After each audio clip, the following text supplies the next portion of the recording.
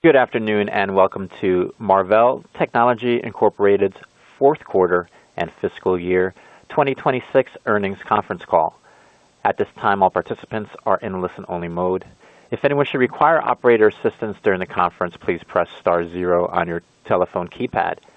A question and answer session will follow the formal presentation. Please note that this event is being recorded. I will now turn the conference over to Mr. Ashish Saran, Senior Vice President of Investor Relations. Thank you. You may begin. Good afternoon, everyone. Welcome to Marvell's fourth quarter and fiscal year 2026 earnings call. Joining me today are Matt Murphy, Marvell's Chairman and CEO, Willem Meintjes, CFO, Chris Koopmans, President and COO, and Sandeep Bharathi, President, Data Center Group. Let me remind everyone that certain comments made today include forward-looking statements which are subject to significant risks and uncertainties that could cause our actual results to differ materially from management's current expectations. Please review the cautionary statements and risk factors contained in our earnings press release, which we filed with the SEC today and posted on our website, as well as our most recent 8-K, 10-K, 10-Q, and other documents filed by us from time to time with the SEC. We do not intend to update our forward-looking statements. During our call today, we will refer to certain non-GAAP financial measures. A reconciliation between our GAAP and non-GAAP financial measures is available on our earnings press release. Let me now turn the call over to Matt for his comments on the quarter. Matt? Thanks, Ashish, and good afternoon, everyone. Let me begin by extending a warm welcome to the Celestial AI and XConn teams.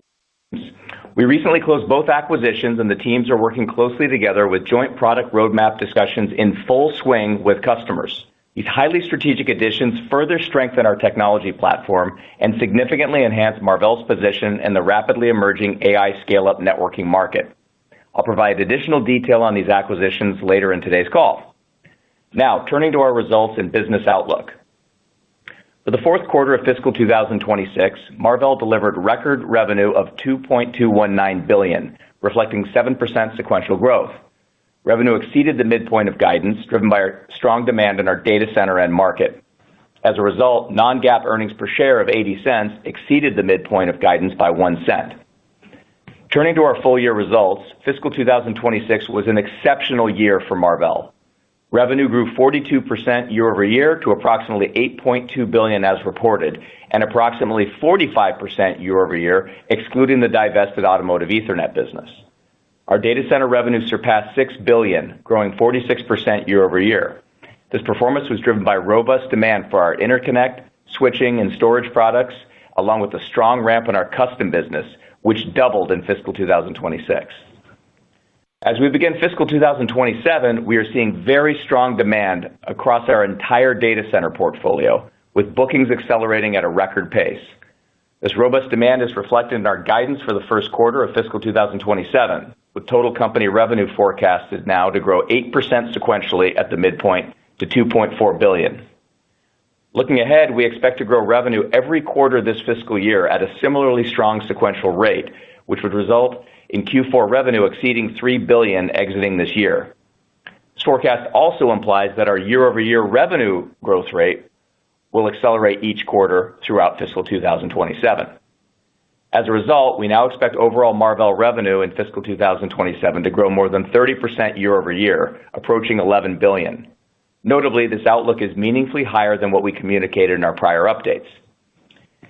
Some of you may recall in September 2025, during an investor call hosted by JP Morgan, we provided a fiscal 2027 revenue outlook of approximately $9.5 billion, which at that time was received positively as it was significantly higher than the market expectations.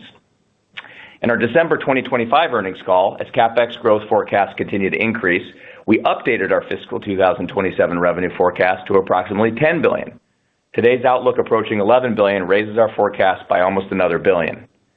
Importantly, this outlook is driven by Marvell's organic businesses, as the recently closed acquisitions are not expected to contribute meaningfully until fiscal 2028. The increase in our overall revenue outlook is all being driven by our data center business.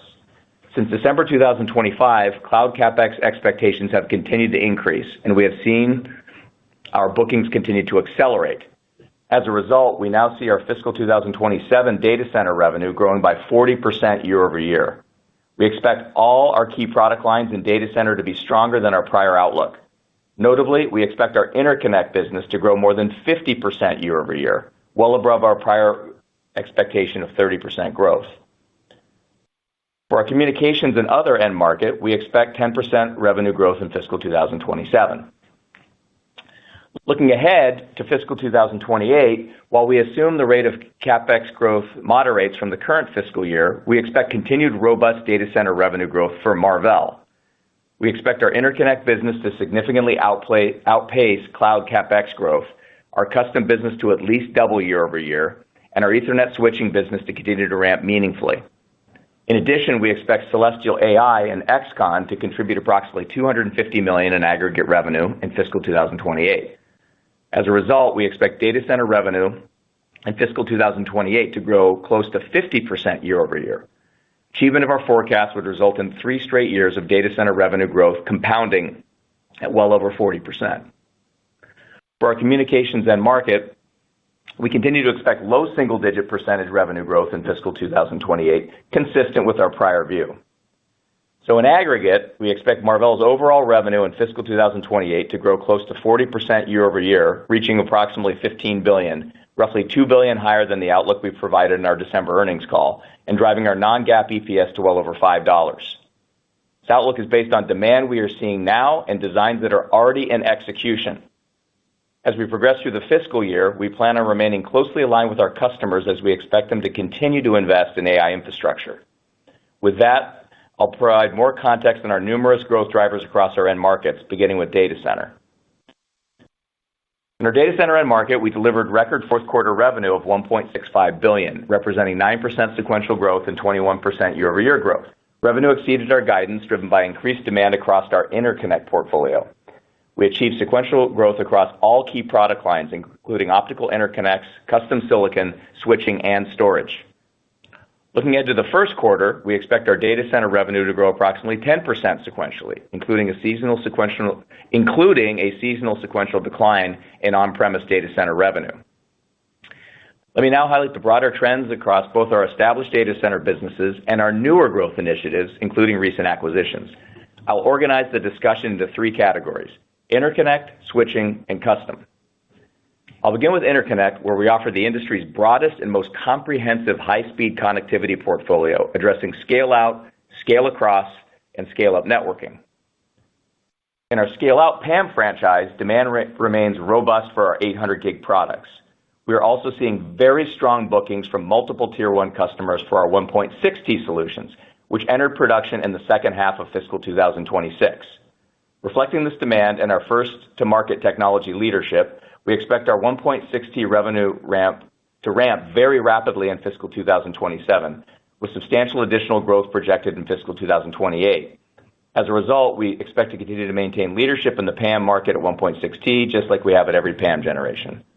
Marvell was the first company to productize 200 gigabit per lane technology, enabling the 1.6T transition now underway. While this generation is expected to continue to grow through the end of the decade, Marvell has already demonstrated 400 gig per lane technology. We expect that this will position us to enable the industry's subsequent transition to 3.2T once 1.6T reaches full maturity. To support campus-wide data centers requiring longer reach than traditional PAM solutions, Marvell has introduced Coherent Light, optimized for 2 to 20 kilometer applications within a highly power-efficient envelope.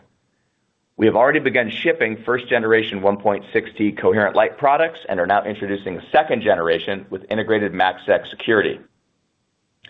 Turning to scale-across interconnects, a technology we pioneered with our 100G DCI modules, we continue to lead the market with coherent 400G and newer 800G solutions.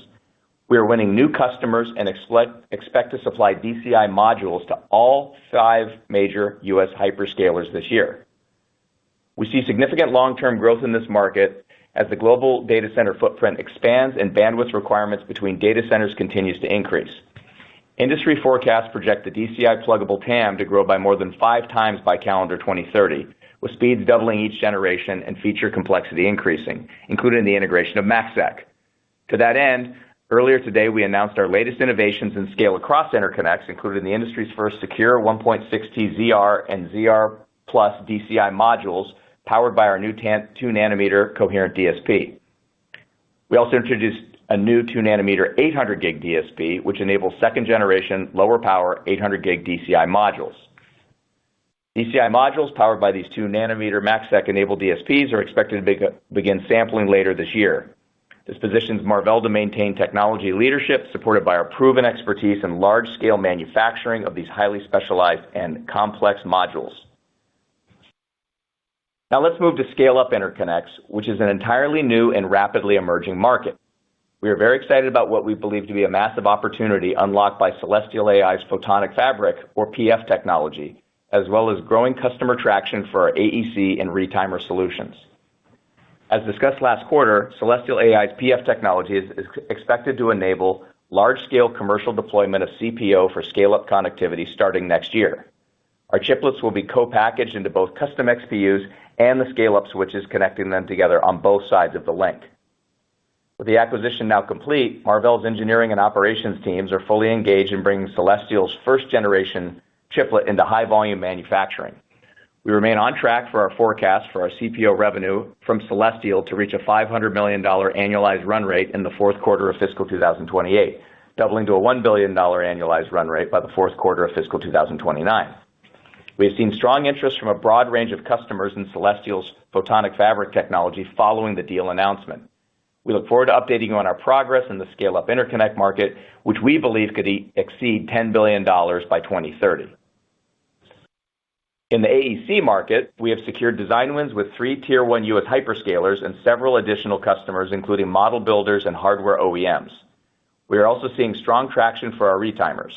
As a result, we expect combined AEC and retimer revenue to more than double year-over-year in fiscal 2027.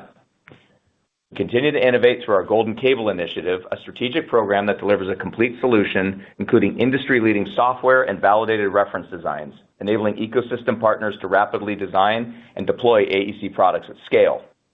Hyperscale customers benefit from access to multiple high-volume cable OEMs offering fully compatible AECs built on the same high-performance Marvell DSP and reference design. Turning to data center switching, we delivered strong growth in fiscal 2026, with revenue exceeding $300 million, driven entirely by scale-out applications. Given sustained demand for our current 12.8T products and a strong ramp of next-generation 51.2T products, we now expect data center switch revenue in fiscal 2027 to surpass $600 million, up from the $500 million we had indicated last quarter. We are seeing strong engagement from both existing and new customers for our 51.2T platform and our upcoming 100T platform, which we expect to begin sampling in the first half of this fiscal year. Our 100T switch delivers industry-leading power efficiency and lower latency, attributes that are especially critical for AI applications. In scale-up switching, the combination of Marvell and XConn creates a significantly larger team to address rapidly emerging UAL and Ethernet-based opportunities. UA-Link builds on decades of PCIe ecosystem development and incorporates high-speed interface innovations from Ethernet to meet the bandwidth, latency, and reach requirements of next-generation accelerated infrastructure. XConn expands Marvell's switch team with deep PCIe switching expertise, enabling comprehensive support to customers building next-generation AI platforms.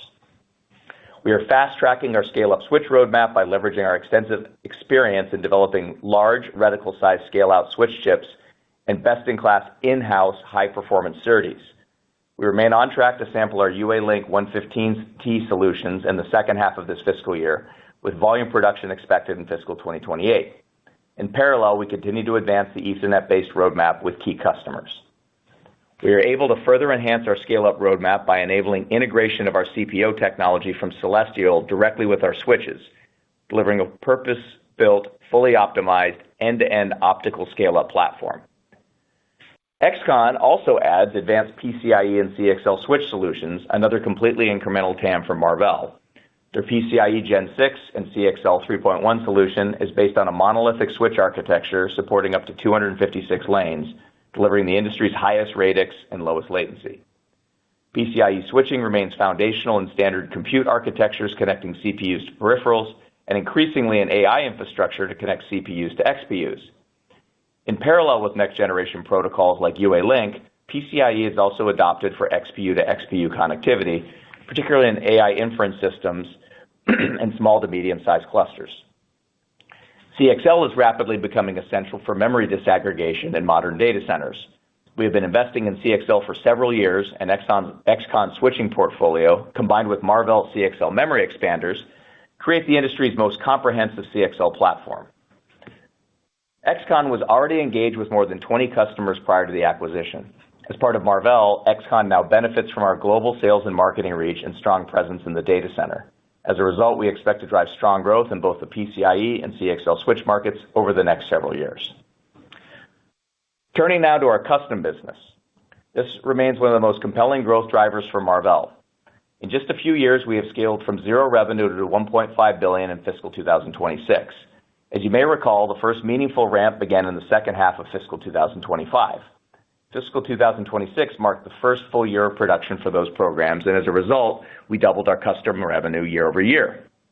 We expect custom revenue to grow more than 20% year over year in fiscal 2027, higher than our prior view. We continue to see growth from our lead XPU program this year, including a transition to its next generation. As I noted last quarter, we have purchase orders covering the entirety of this fiscal year's forecast for this next generation program and are now ramping production. In addition, we are expecting growth to continue in fiscal 2028 from this program. We are also deeply engaged on the follow-on generation of this XPU. In addition, several XPU attached programs are ramping in fiscal 2027, including our initial CXL and NIC products.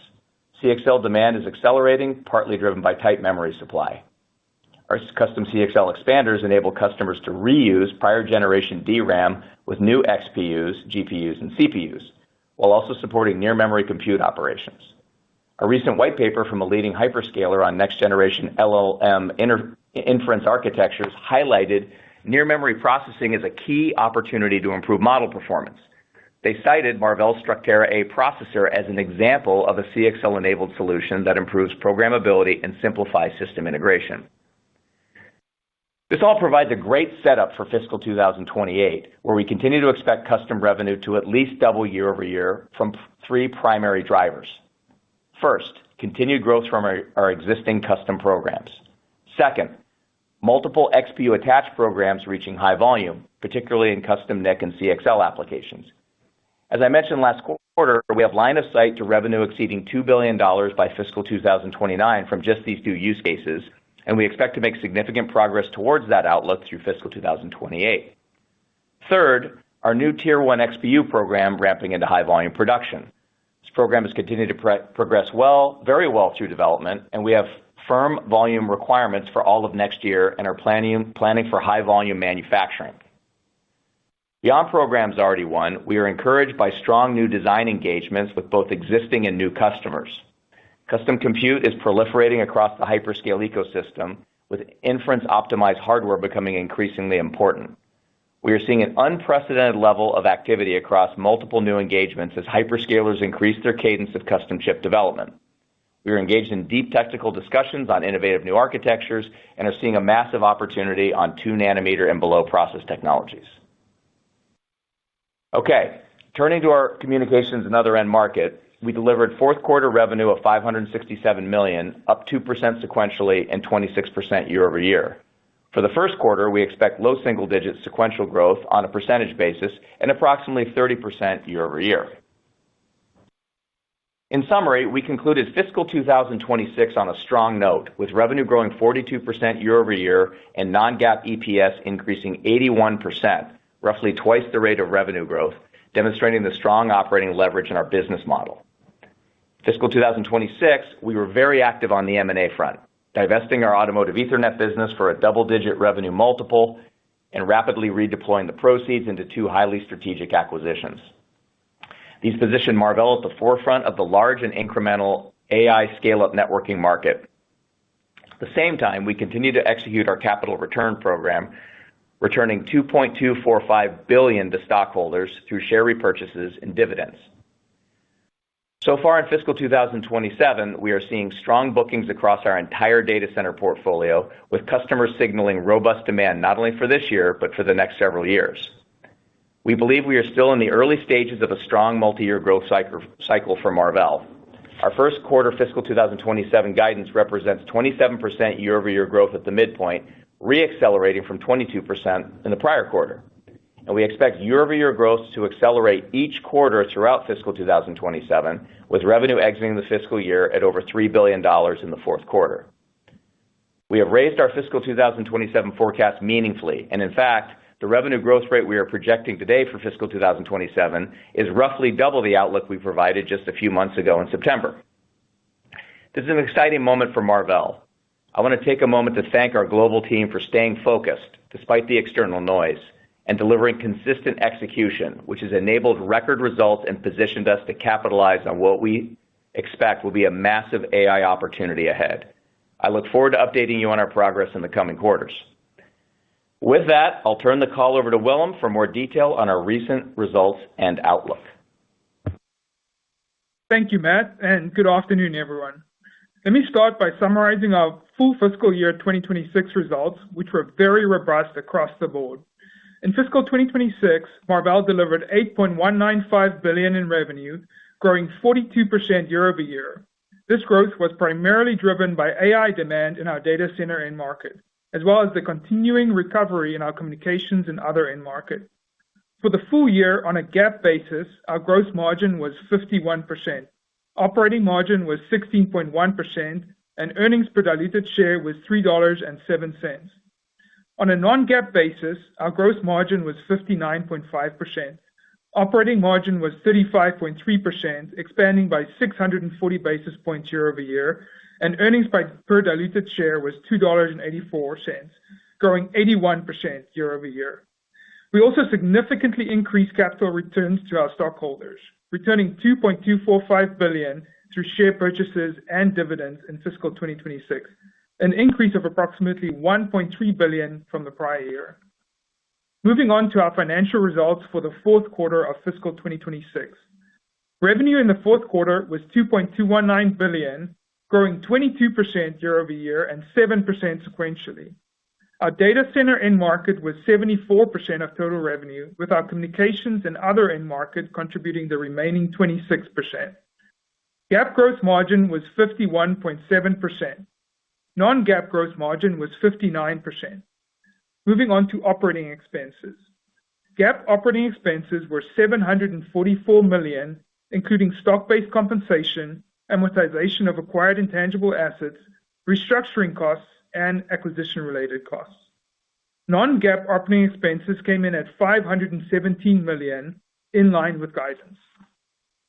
Our GAAP operating margin was 18.2%, while our non-GAAP operating margin was 35.7%. For the fourth quarter, GAAP earnings per diluted share was $0.46. Non-GAAP earnings per diluted share was $0.80, above the midpoint of guidance, reflecting year-over-year growth of 33%. Now turning to our cash flow and balance sheet. In the fourth quarter, cash flow from operations was $374 million. Our inventory at the end of the fourth quarter was $1.39 billion, growing $374 million from the prior quarter. Our working capital has increased to support the significant revenue growth we are driving. During the quarter, we repurchased $200 million of our stock through our ongoing capital return program and returned $51 million to shareholders through cash dividends in the quarter. We expect to continue to return capital through repurchases and dividends. As of the end of the fourth quarter, our total debt was $4.47 billion, with a gross debt to EBITDA ratio of 1.38 times and a net debt to EBITDA ratio of 0.57 times. Our debt ratios have continued to improve as we have driven an increase in our EBITDA. Turning to our guidance for the first quarter of fiscal 2027. We're forecasting revenue to be in the range of $2.4 billion ± 5%. We expect our GAAP gross margin to be between 51.4% and 52.4%. We expect our non-GAAP gross margin to be between 58.25% and 59.25%. Looking forward, we anticipate that the overall level of revenue and product mix will remain key determinants of our gross margin in any given quarter. We project our GAAP operating expenses to be approximately $872 million. We anticipate our non-GAAP operating expenses to be approximately $575 million in the first quarter. This is stepping up from the prior quarter due to the typical seasonality in payroll taxes and employee salary merit increases, as well as the addition of Celestial AI and XConn. The two acquisitions in aggregate are expected to add approximately $75 million to our fiscal 2027 annual non-GAAP operating expenses. We expect our GAAP other income and expense, including interest on our debt, to be an expense of approximately $51 million. We expect our non-GAAP other income and expense, including interest on our debt, to be an expense of approximately $48 million. We expect a non-GAAP tax rate of 11%. We expect our basic weighted average shares outstanding to be 876 million, and our diluted weighted average shares outstanding to be 883 million. We anticipate GAAP earnings per diluted share in the range of 26 cents to 36 cents. We expect non-GAAP earnings per diluted share in the range of 74 cents to 84 cents. As we look ahead to the rest of fiscal 2027, we will continue to invest in growing our business while driving operating leverage. On a sequential basis, we expect non-GAAP OpEx to remain flat in the second quarter and then grow in the low to mid-single digits on a percentage basis in each of the third and fourth quarters, well below the rate of revenue growth Matt provided in his remarks. We are seeing strong growth from our existing franchises in scale out and scale across AI, as well as custom, and we are investing to drive new revenue streams from the rapidly emerging AI scale-up market. We have entered a robust multi-year growth period and are looking forward to delivering strong earnings growth to our stockholders. With that, we are ready to start our Q&A session. Operator, please open the line and announce Q&A instructions. Thank you. Thank you. We will now be conducting a question and answer session. If you would like to ask a question, please press star one on your telephone keypad. A confirmation tone will indicate that your line is in the question queue. You may press star two if you would like to remove your question from the queue. In the interest of time, please restrict yourself to one question only. If you have additional questions, please rejoin the queue. At this time, we will pause momentarily to assemble our roster.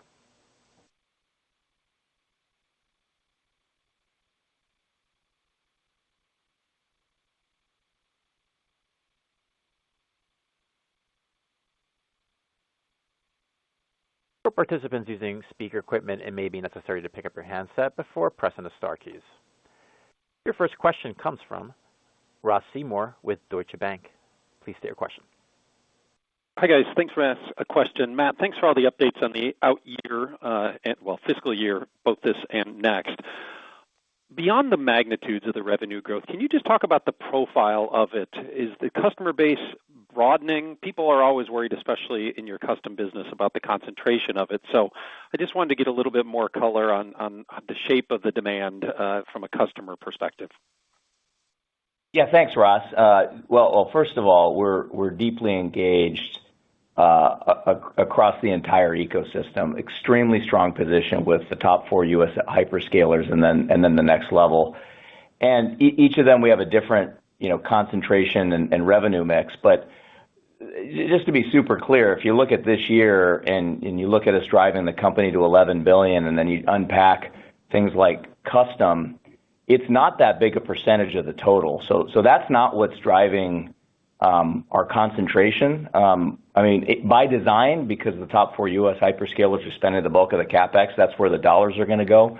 But we're quite diversified across each of them. And some of them we sell, a different mix, obviously, of product to. But in the case of all 4, within our portfolio, which I just went through, the laundry list of all the different types of products that we provide, we're highly diversified within each of these customers. So yes, custom is something that gets a lot of attention, but if you just look at the numbers I gave you and the context I set, it's a piece of the equation, but not all of it. And then over time, even on the custom business, as you look out through fiscal 28 and fiscal 29, remember, we've got 20 plus design wins or products now, sockets that are either in production or going into production that's going to layer in across all those companies as well.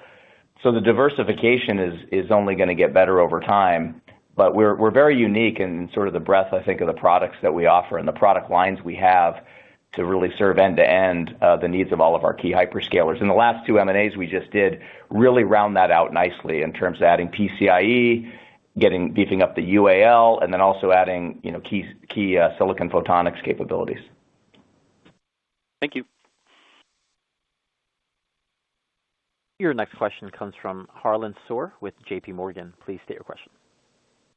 Yeah, good afternoon, guys, and congratulations on the strong results and execution. Matt, on your custom XPU and XPU attached subsegment, OpenAI recently inked a partnership with your lead XPU customer to consume, I think, something like 2 gigawatts worth of your lead customers' next-gen and next-gen XPU. So it feels like the overall demand for AI compute continues to accelerate. Right on top of that, like you said, you're ramping 15 to 20 XPU attached custom programs this year and next year. Within your better outlook for custom this year, and with you already starting to ramp your lead customers' next-gen XPU program, do you still anticipate a stronger second half step up of this XPU program, or is it more of a linear ramp through the year now? And I think you previously thought that you would exit this year with custom driving about a $2 billion sort of annualized growth rate. What does that exit run rate look like today? Yeah, thanks, Harlan. I think the first part of your question is absolutely seeing strong validation in the market for the AI compute spend, and the fact that a significant portion of that continues to go to companies that are building their own XPUs. So that's a positive trend. We certainly see it, and you're right. Even where we don't necessarily have the XPU, we have XPU attached. So all the XPU attached is going with XPUs that in customers where we're not even participating. So we participate across every one of those large companies and more on XPU attached. So that's a very positive trend for us. That's driving our positive outlook for sure. Through this year, which we said custom was going to grow faster than we thought, but more meaningfully into fiscal 28 and 29. And then from a linearity perspective, under the hood, we kind of give you a view of what the sequentials would look like throughout the year. But yes, custom, we have said was going to be a stronger second half due to a program transition. That's still the case. And that the type of exit rate you're talking about is certainly still intact and probably has an upward bias to it. If you look at the exit rate we're talking about for the whole company now, we're looking at north of $3 billion.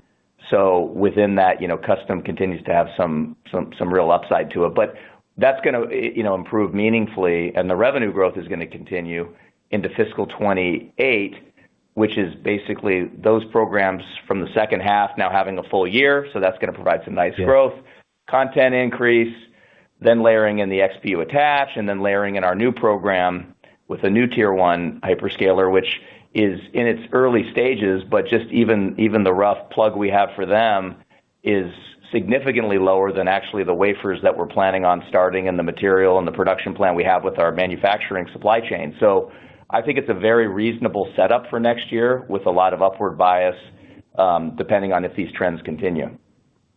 I appreciate that, Matt. Thank you. Your next question comes from Aaron Rakers with Wells Fargo. Please go ahead. Yeah, thanks for taking the question. I guess my first question is on the optics, the electro-optics business. I know, Matt, you've talked about in the past that your ability to kind of outgrow the pace of what we're seeing in CapEx spend. So I guess my question is, we've seen some massive upward revisions in CapEx. I think most people look at that and say, hey, we're looking at like 60% plus growth this year. Do you think you can grow at that level? And how do you think about the durability of that growth as we move into fiscal 27 or fiscal 28? Sorry. Thank you. Yeah, Aaron, your observation is absolutely correct, and that's why even as we look at the upward momentum we see in the business for this year, a big part of that change is in that electro-optics portfolio. We had been calling it kind of closer to CapEx. As we were modeling what we thought we could do this year, back in the September call, and then even in my December call. But now it's clearly growing not more like accelerator growth and more like this sort of accelerated CapEx growth. So yeah, it's growing like 50% plus this year now, and that momentum is going to continue, okay, into fiscal 28. A couple things are happening there.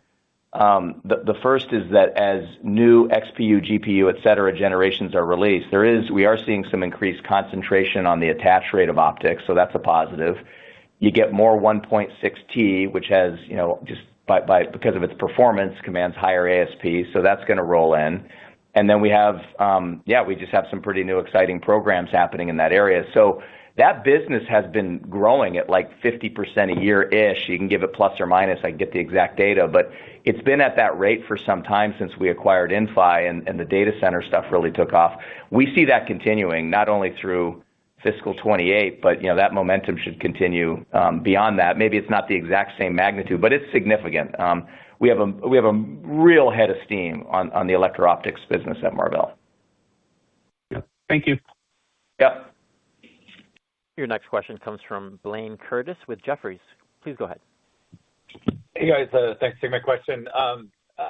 Matt, I didn't want to ask on the custom business, so I think you feel very confident about the trajectory. I'm just kind of curious. One, can you just help us with 26? Because you give us the big broad swaths, but is that custom business growing 30% this year? I just want to figure out the base that you're going to double. And can you talk about that second major XPU customer? To kind of give this type of guidance, like what kind of confidence do you have in the timing of that program? Sure, yeah, and I think you're talking about, just to be clear, calendar 26, fiscal 27 on custom, kind of what numbers are we talking? Is that the first question? The second one is your fiscal year, but yeah. No, it's okay. Fiscal 27, is it around 30%? And then just your confidence level on that second major XPU customer and timing as we try to layer that in to get to that double. Yeah, great. And by the way, don't feel bad. I've been in this job for 10 years, and I still have to translate every day between my fiscal year and my calendar year. So don't feel bad. For fiscal 27, we had been indicating, after the double from last year, it would grow 20% this year. So we're just saying that's north of that. So I can't give you the exact number now, but it's biased upwards. But it's just take whatever we had before. It was at 20. You can make an estimate, but higher. But not significant enough where I would give you a new number, but just say it's biased higher. So in the ballpark, but higher. So then next year obviously gets a little bigger than we thought. And then the reason we're confident is, we have line of sight in terms of, first of all, we have history, right? We've built these large scale custom programs before. We've done these ramps before. We have a good sense of, when the product is going to go through its key milestones through NPI. We have had very detailed discussions and alignment around the manufacturing plan, and we've aligned up a corridor for fiscal 28 for production on this that would be a lot higher than what I'm indicating to you. I think we're budgeting at the moment for, is there a delay? Does it take longer? Et cetera. And plus, I think at the moment, it seems like a lot of folks aren't really believing it's maybe going to do anything. But I think our plug is very, very reasonable for next year, Blayne, in terms of what's there. And I think it would bias quite a bit higher if we could just achieve what we're planning on reserving in terms of capacity. So more to come there. But I think, we try to call the ball as best we can. And in general, we've done a pretty good job over the years of trying to size and judge things in advance, and then usually we're pretty good, and then they bias upwards. So we'll see where it lands. But I think it's not a big stretch for this custom business to double next year. Appreciate it. Thank you. Your next question comes from Ben Reitzes with Melius Research. Please proceed with your question. Hey guys, Matt, nice to see the beat and raise, and thanks for taking the question. I wanted to ask the question about what got better in a different way. If you could just unpack since December the $2 billion, especially how fiscal 28 got $2 billion better since December. If we can unpack that, what exactly got better, and then potentially, I'm going to be a little greedy. what can carry into the next year as well, calendar 28, of those signs that you saw since then? Thanks. Yeah, thanks, Ben, and great to hear from you. A long time. So I think one is you just kind of look at it as progression. I mean, I guess the first point I'd make is, we tried to give a view for investors to be helpful because there was a lot of concern and angst back at the end of last year. So in September, we talked about 9.4-ish, for this year, and then that's now. In December, we said that looks more like 10, and now I'm saying it's more like 11. So some of that is just the progression in terms of time and getting better visibility and more concrete. And then that just ripples into I'll use calendar for a second, calendar 27. But on top of that, I mean, one, we've now got very firm, requirements and understand the profile, in particular the interconnect business. And that is, I think, we had called it very conservatively, to be frank, and I think even a few analysts last quarter kind of dinged us saying, well, you're plugging your interconnect business at CapEx, but it really looks more like it should be tied to GPU, XPU, and that's really the case. So I think we're seeing that now in terms of the forecast. So that's come up quite a bit, which then again, the upward revisions we're seeing for this year then ripple into next year. And then I just say this is all underwritten, Ben, by extremely strong bookings and backlog layering in, and then the detailed conversations with our customers around supply planning. It's just given us a much more concrete view. And by the way, the other reason I think it's important and why we felt it was important to continue to update on this metric is that we set targets back in April of 24 for calendar 28. We did that around some assumptions around data center market share of 20%. And those numbers looked enormous at the time we talked about it. I think you guys were there. We were doing low billions a quarter, in revenue at that time, billion, I think we had guided 1.1 or 1.2, and we put out this number that was like $15 billion in data center revenue in 4 years. And I think everyone thought we were nuts. At our June AI investor event, we said the TAM went up, so that data center revenue bogey kind of moved up to, like, if you just did the math, moved up to more like 18 billion and change. But now you kind of look at it and you see where we're landing in calendar 26, and now where we're sitting here in 27. I mean, we're very much on track actually to those targets that we had set, Ben. And so in a way, yes, it's some upward revisions, and that's part of it is just because we have more data, but it actually is also validating, I think, the plan we set actually 4 years ago about what we thought we could go off and do, which were very lofty ambitions, and we're not there yet, and we have to go execute like crazy, me and the whole team. But we're very encouraged by what we're seeing, and the proof is in the pudding that we're getting in terms of the backlog, forecasts, and alignment with our entire supply chain to be ready to go make that happen both this year, next year, and in calendar 28. Hey, thanks a lot, Matt. You're welcome. Your next question comes from Tom O'Malley with Barclays. Please go ahead. Hey, guys. Thanks for taking my question. I think in the preamble, Matt, you talked about AEC and retimers more than doubling in the fiscal year. Could you maybe give us some perspective on the base there? And then you've been really helpful in the next 2 years, kind of giving the contributing factors of what is a pretty impressive growth profile. Maybe talk a little bit about how much that can contribute in this broader overview. Thank you. Yeah, hey Tom. This is still an emerging area for us. So we're saying it's doubling, over doubling this year, but it's probably in the 200 million range, is what I would say. I mean, we actually, I think based on some of the things we're looking at, maybe that goes higher, but that just gives you a sense of the magnitude. But it's gonna keep going from there. I mean, we've seen this in a lot of our emerging product areas when we get into them. Once they start doubling, they kind of keep doubling. And you know this market quite well. There's quite a bit of room, I think, for a bunch of people to participate. So yeah, we're very encouraged by what we see based on the traction we have on our products, especially in product leadership.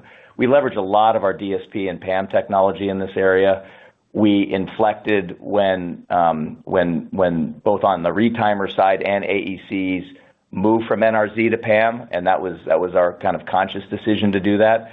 So we're earlier in this cycle because we're coming in later generations than some of the existing sockets, but we intend to really invest here in a significant way and participate. Over the long term, we see that is complemented. There's a place in the market for this, and we're going to participate. But obviously, we made the bet when you go back to even the Inphi acquisition 5 years ago on optics and pluggable optics in particular, and then now with Celestial also on CPO on the scale-up side. So there's a period of time we're going to participate. I think it's going to be great, and the business is going to do well, and it leverages what we have. And I think it's going to be just part of our goal to be the end-to-end provider for our customers of all of these types of solutions, from electrical to optical to silicon photonics, various reaches, various distances, various form factors. And that's what our customers are looking for. Okay, they want to have an interconnect partner that can be the one-stop shop and do it all and have high amounts of leverage on the IP so they can trust it because we do it ourselves. And also on the firmware and the software and the system implementations, they also want to make sure that they have reusability. So it's been a virtuous cycle here. Just the scale-up part relative to the scale-out is smaller, but growing rapidly. Thank you. Thanks, Matt. Your next question comes from Vivek Arya with Bank of America Securities. Please state your question. Thanks for taking my question. Matt, I just wanted to first clarify what your XPU attach was last year and what contribution you expect in 27 and 28. And then kind of my more strategic question is, when we look at the pattern of your first large XPU program, right, you had a very strong start followed by competition from another supplier. How would you handicap kind of your exclusivity at the large new XPU customer you plan to start at next year? Thank you. Yeah. Hey, thanks, Vivek. So maybe I'll answer the second one first. So yeah, I think you're asking specifically about our newer program that would ramp next year, and we feel very good about our position. These are very deep engagements we have with our customers. We're two hands on the steering wheel on this. This is multi-generational in nature. Given the rate of innovation and the pace that the technology is moving at, it's really in everybody's best interest to plan not just one generation out, but even farther. And so we've really been able to do that, I think, across the board with our customers. And so we feel really good about our position there and the sustainability of that. It still needs to ramp, obviously, but certainly the CapEx envelope is out there to really consume a lot of product, and we're very encouraged by what we see from a roadmap perspective. And we're investing heavily as a company to be there across the board on all of the key attributes that these big XPU customers care about. So I think more to come on that, as well as future opportunities on XPU for the company. But we feel very good about our position the next few years in terms of line of sight to hitting the revenue targets that we talked about over the last couple of years, and then growing beyond that. And then, I'm sorry. Then on the XPU, excuse me, on the XPU attach, and give the exact numbers, but just maybe big round numbers, and maybe we'll first start with the line of sight just on the NIC and CXL I gave you, which was kind of $2 billion out in 28. And then you layer more on that. So, and by the way, just, we had sized for everybody on the call, the XPU attached TAM in the future at about $15 billion in calendar 28. We didn't break it out exactly, but we had a total market share goal of about 20% in that time frame. So let's just call that $3 billion. We're driving in that area. So let's take a step back now. XPU attached probably in the couple $100 million ballpark. Let's say like this last year, doubling this year, maybe over doubling again the year after. So I think by next year, this thing's probably $1 billion type business. We'll see how it all shakes out. It's all going to happen under the hood of our custom business, Vivek. But just to give you a sense, it's on a massive trajectory upward. And it's in that category of kind of double plus each year. Thank you, Matt. Yep. Your next question comes from Tore Svanberg with Stifel. Please state your question. Yes, thank you, and congrats on the record quarter. Matt, I was hoping you could give us a bit of an update on the mix of the optoelectronic business. So you talked about 1.6 already shipping, but my understanding is that 800 gig is definitely going to be the bigger volumes this year. So any sense for what the mix is going to look like for fiscal 27 between 1.6 and I guess 8 and even some 400?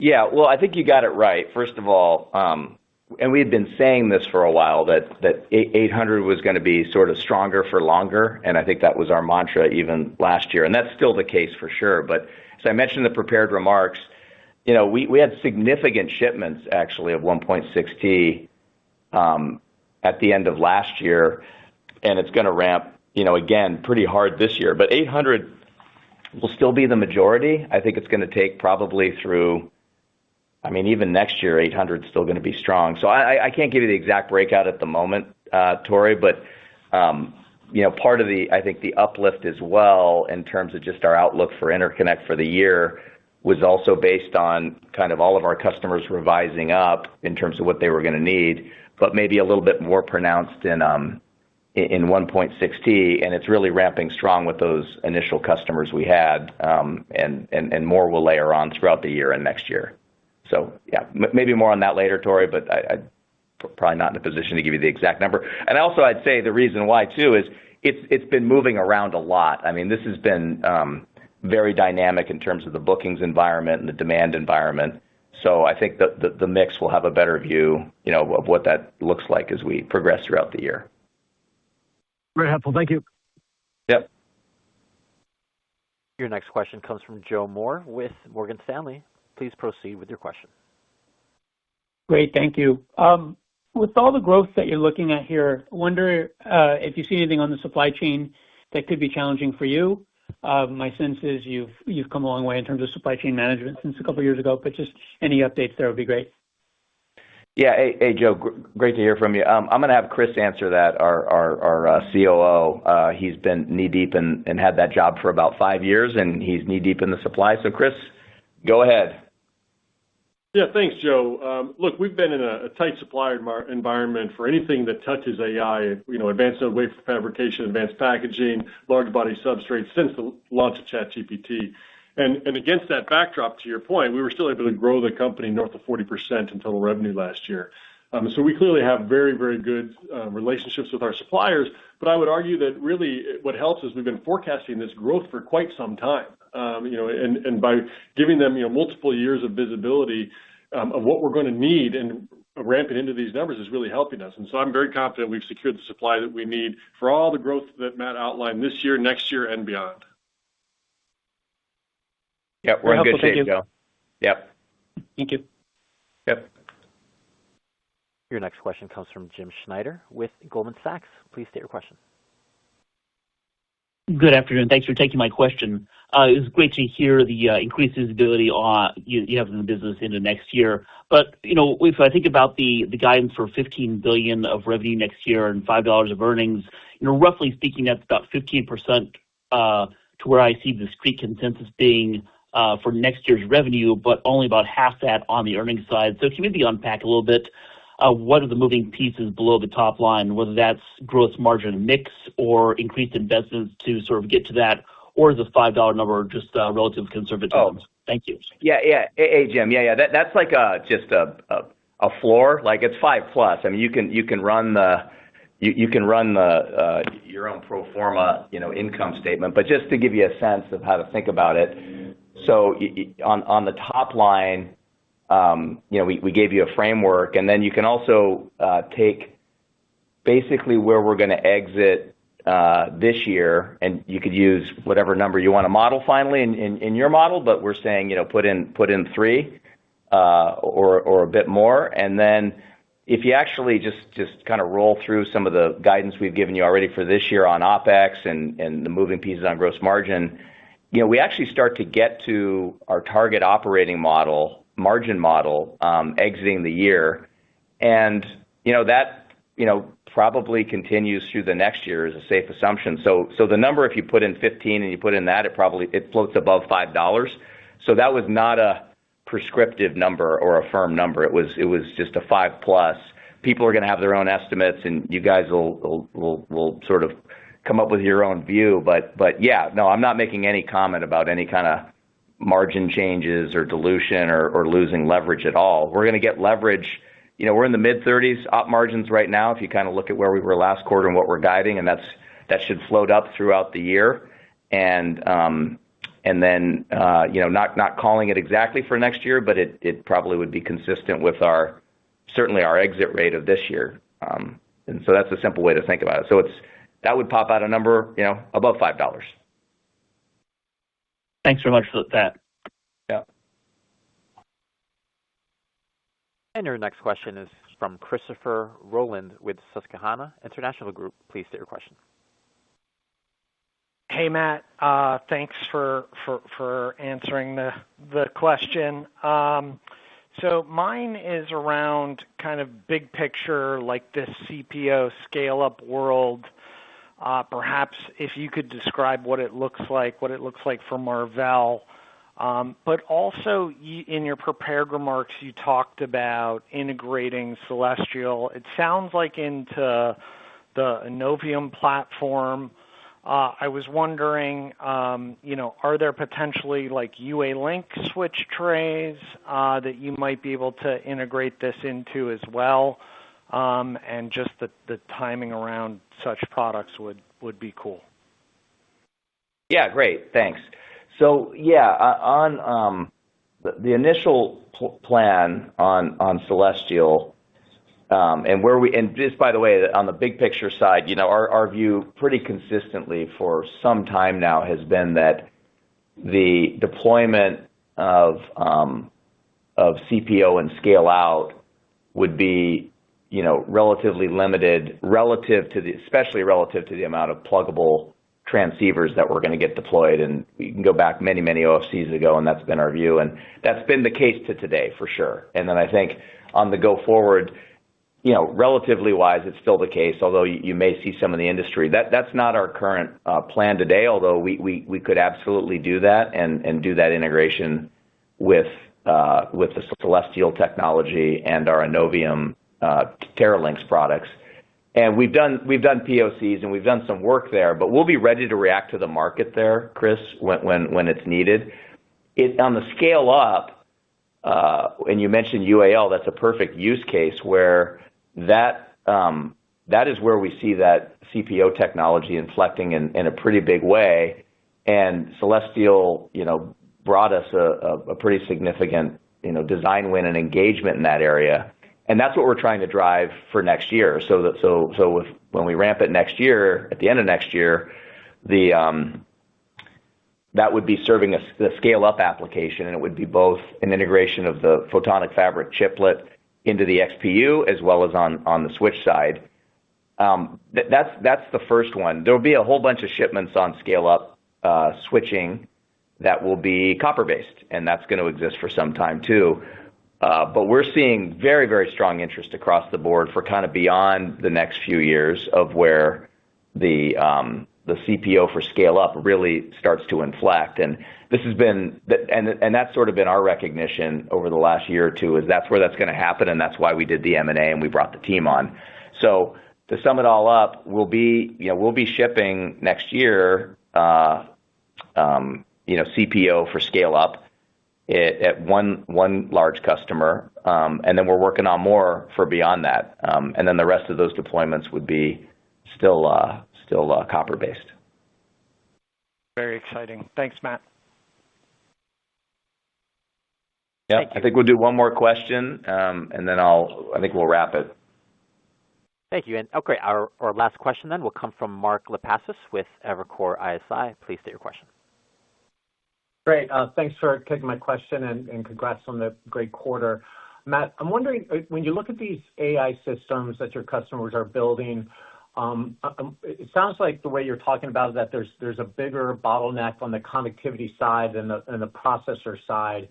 And so that would be like the part one of the question. And if you agree with that, what's the argument for, why not shift your processor resources to focus more on connectivity? It seems like your lead is a lot more obvious on the connectivity side. It's a higher margin business. If that's where the bottleneck is, then it seems like there's a higher chance to add more value, get paid for that value. And by contrast, the processor side sounds like it's quite noisy on the competitive front. And I think you guys probably get dinged on your multiple because of that noise. And so, what's the rationale for not doing something like that? Thank you. Yeah. Hey, thanks, Mark. It's a valid question. So, first of all, on the interconnect side, on your first part of your question, I'm not sure what's more of the bottleneck or not. I know for sure the interconnect is a bottleneck, but you could also argue industry-wide, there's a lot more to do on the processing side. But just to be clear, we are absolutely investing to win on interconnect. Like we're not sort of trading anything off there. I mean, we're going all in to make sure that we're the leader here, and that's why you can even see when we did our M&A moves last year, we put all that towards that market. I would say though, at the same time, we're in the custom business.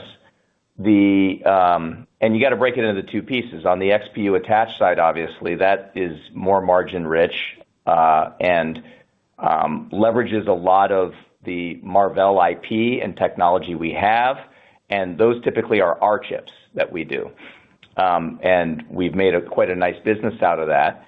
And then on the XPU side, we want to be a big time supplier to our customers. We do get strategic advantage, in being in that market though, Mark, which was actually even a reason looking all the way back to Avera when we acquired it out of Global Foundries back in 2019. One of the reasons that I wanted to do that acquisition and get Marvell into custom, I never envisioned it would be this significant a business for us. Okay, let's be clear. Back in 2019, we weren't thinking that we were going to buy an asset for $650 million and it was going to open up a $50 billion TAM, but it did. And one of the strategic rationales that I had for that deal was that it would put Marvell in a product area where we had to be at the bleeding edge. We had to be at the bleeding edge on nodes, packaging, IP development, and it was a tip of the spear type of product line that I felt would be really good for us to really have a driving force to keep Marvell best in class on technology. Because at that time, we were making the move from fast follower to trying to be a technology leader. So now we're in that business. I agree with you. It's got a lot of noise around it, and it's got it's a lot of controversies over the last year and all the different things that have gone on, and maybe it's affected our multiple. But the fact of the matter is, we're in that business. Our customers are counting on us. We've grown that business from 0 to $1.5 billion. It's going to grow again this year. It's going to double the year after, and it's going to be a significant revenue growth driver for Marvell. So I'm not compromising anything on the rest of the portfolio to be in that business. And remember as well, that business also gets significant funding and contribution from our customers who pay us NRE and put their commitment in to make sure that those programs are successful. So we do get underwritten in terms of the support to go do them. And so I'm going to keep, at this point, I'm in the AI market. I have the full portfolio. I'm going to follow what my customers want me to do, and I'm going to ignore the noise. If you actually look at last year and all the different things that came out and all the different noise that was out there, it was all wrong. You had actually analysts retracting notes. You had articles that weren't even accurate at all. Honestly, it was all noise. Look at our results that we're guiding. Look at our outlook for this year. Look at our outlook for next year. Do you see me blinking? You don't. So, yes, we're in the business. We're going to be in the business. Our customers want me to be in this business. And we're going to drive a major, significant revenue company at Marvell. I'm very fired up on this topic. Thank you, Mark. Thanks, Matt. You're welcome. All right. Ashish, wrap it? Go for it. I got a couple closing statements. That wasn't it, by the way, everybody. All right. So first, thank you, everybody, for joining the call. Appreciate the interest in the company. It's always fun. Look, our business is on a very strong trajectory, okay? I mentioned in my prepared results. We had record design wins over the past year. Team did a great job. We're seeing record demand. We're on track to grow our data center revenue at or above 40% for the third straight year. And by the way, if I go back 4 years, 5 years, 10 years, this business has been growing at like 35, 40, 45% for a very, very long time, and it's going to continue to do that. In fact, for next year, we're looking at that growth accelerating, closer to 50% next year. And, we're driving the company to try to get this company to $15 billion in revenue next year. I've been doing this job for 10 years. The team's been incredibly dedicated, and we got this massive opportunity in front of us. So as I said to Ben, who asked one of the great questions, we set some very ambitious targets for the company for calendar 28, fiscal 29, almost 2 years ago. It looked crazy. We're on track. We're on track to achieve the goals that we set. This is the start of it. We're going to continue to update you guys on the progress of the company. And I want to end by just thanking all the Marvell employees for your focus, your commitment, and your commitment to our customers to drive the execution they're looking for. And, our goal is to make Marvell one of the big winners in this once-in-a-lifetime episodic AI infrastructure build-out. So thanks, everybody, for your interest in the company. I'll see a bunch of you guys on the East Coast in New York next week. Thank you. Ladies and gentlemen, thank you for your participation. This does conclude today's teleconference. Please disconnect your lines and have a wonderful day.